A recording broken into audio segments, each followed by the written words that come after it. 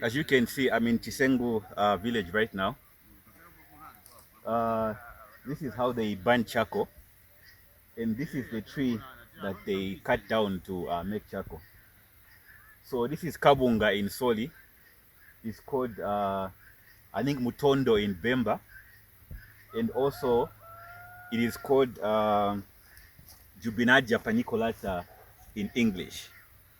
Now, this tree is amazing for climate action because if you plant a hectare of this tree, which is about 3,000 trees, it can store up to 3.5 tons of carbon every year.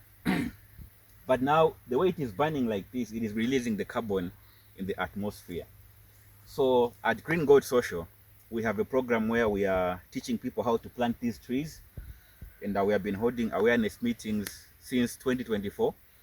And now we have some forest champions who actually go around in the villages to educate people about the importance of preserving these trees. Cutting down trees for charcoal is not wrong in itself because people have to eat. But at the same time, we make sure that we teach people the importance of preserving these trees so that even as they make a living from charcoal, they can also make a living from protecting the trees.